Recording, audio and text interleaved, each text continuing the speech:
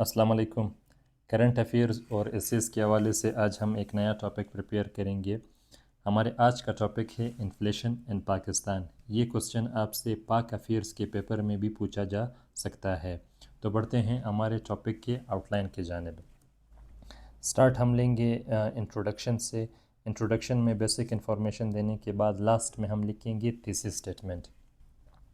Thesis statement हम इस तरीके से लिखेंगे कि the current situation of inflation in Pakistan characterized by a significant rise in prices poses substantial challenges to the economy and society, necessitating comprehensive policy measures to address its causes, mitigate its adverse impacts, and restore stability for sustained economic growth and improved living standards. हमारे second paragraph में हम लिखेंगे कि inflation है क्या। इसमें हम थोड़ा सा डिस्कस करेंगे causes of inflation, different types इसके बताएंगे, की फैक्टर्स बताएंगे कि पाकिस्तान में इन्फ्लेशन किस वजह से है। इसके बाद हमारे थर्ड पैराग्राफ में हम लिखेंगे कि पाकिस्तान में जो इन्फ्लेशन की करंट सिचुएशन है वो क्या है। इसके बाद हम फैक्टर्स बताएंगे कि पाकिस्तान में किन फैक्टर्स की वजह से इन्फ्लेशन है।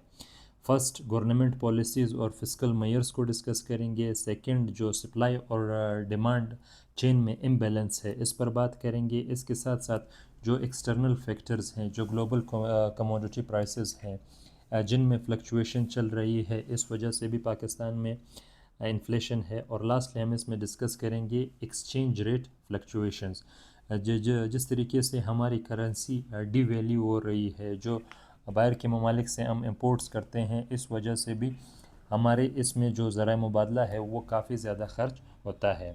नेक्स्ट पैराग्राफ में हम डिस्कस करेंगे impact of inflation on the economy and society.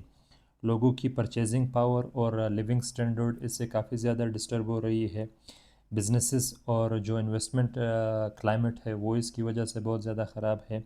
Income distribution और पावर्टी लेवल इसकी वजह से बढ़ रहा है। Government response and monetary policy, government का इस हवाले से क्या रिस्पांस रहा है इस पर बात होगी। स्टेट बैंक इस हवाले से क्या किरदार अदा कर सकता है और अभी तक क्या किरदार अदा किया है।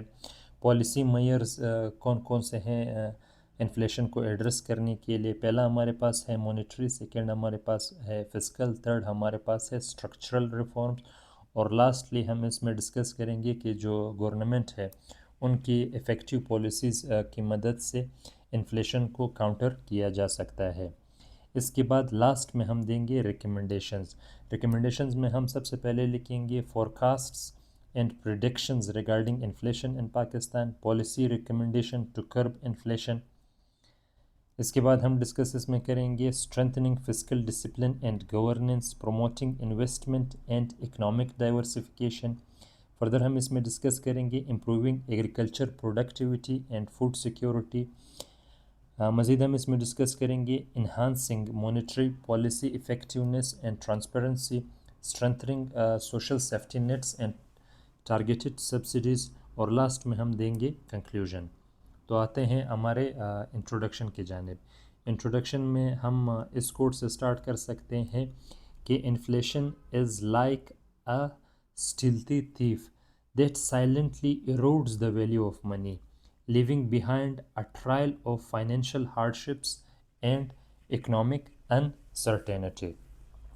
ये इस कोटेशन को लिखने के बाद हम अपने इंट्रोडक्शन में लिख सकते हैं कि इन्फ्लेशन, जैसे आप जानते हैं, महंगाई, ये कहते किस चीज़ को है, ये क्यों है। इसमें हम लिखेंगे कि कीमतों का बढ़ना, क़ुव्वत ख़रीद का कम होना और मुआशी अदम इस्तेहकाम, ये इन्फ्लेशन के अहम फीचर्स हैं। पाकिस्तान में महंगाई की मौजूदा सूरत हाल एक संगीन तस्वीर पेश कर रही है जो मुल्क की मईशत और मुआशरे के लिए अहम चैलेंजेस में से है, क्योंकि इन्फ्लेशन की वजह से कास्ट ऑफ लिविंग बढ़ रहा है और बिजनेसेस का चलना मुश्किल हो गया है। इसलिए इन्फ्लेशन के रीज़न्स और रिपरकशंस को समझना हमारे लिए बहुत ज़्यादा ज़रूरी है। मज़ीद हम अपने टॉपिक में लिखेंगे कि जो महंगाई है, महंगाई मुख्तलिफ़ वजूहात की वजह से होती है। जब मनी सप्लाई ज़्यादा हो, प्रोडक्शन की कास्ट बढ़ जाए اور اس کی ڈیمانڈ میں اضافہ ہو.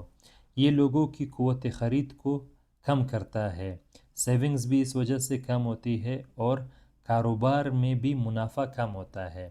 پاکستان کی اکانومی کو انفلیشن کی وجہ سے بہت بڑا دھچکا لگا ہے، کیونکہ انفلیشن سیکنڈ ڈیجٹ کی حد تک ٹھیک ہے، مگر پاکستان میں پچھلے کئی مہینوں سے ڈبل ڈیجٹ انفلیشن ہے، جو اکانومی کے لیے بہت ہی خطرناک ہے. کچھ انفلیشن کے فیکٹرز پر نظر ڈالتے ہیں کہ کس وجہ سے پاکستان میں انفلیشن ہے.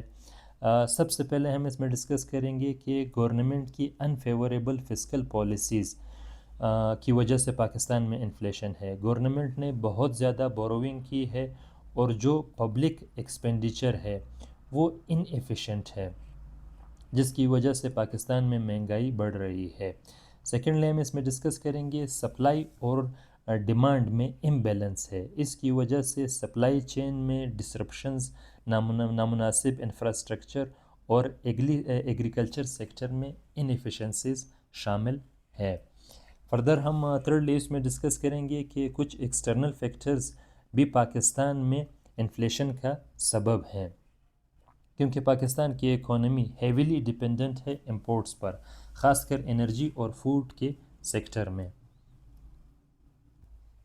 فورتھلی ہم اس میں ڈسکس کریں گے کہ جو ایکسچینج ریٹ فلکچویشن ہے وہ پاکستان میں انفلیشن کا ایک میجر ریزن ہے، کیونکہ پاکستان کی کرنسی دن بدن ڈی ویلیو ہوتی جا رہی ہے، جس کی وجہ سے امپورٹس کا کاسٹ بڑھ رہا ہے.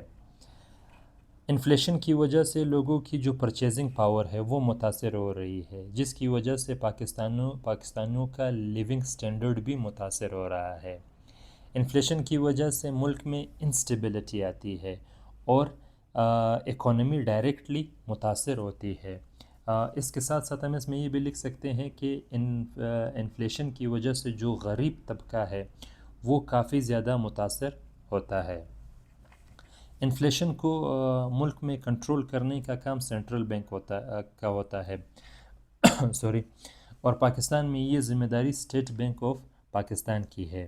انفلیشن کو کرب کرنے کے لیے ایس بی پی مختلف پالیسیاں اپناتی ہے، جیسے interest rate adjustments, open market operations اور ریزرو ریکوائرمنٹس.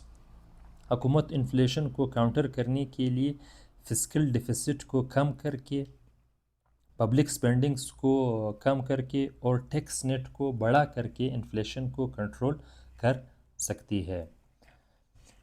فسکل ڈیفیسٹ کو کم کرنے کے لیے پبلک اخراجات کو سٹریم لائن کرنے اور ٹرانسپیرنسی اور اکاؤنٹیبلٹی کو انشور کرنے کی ضرورت ہے.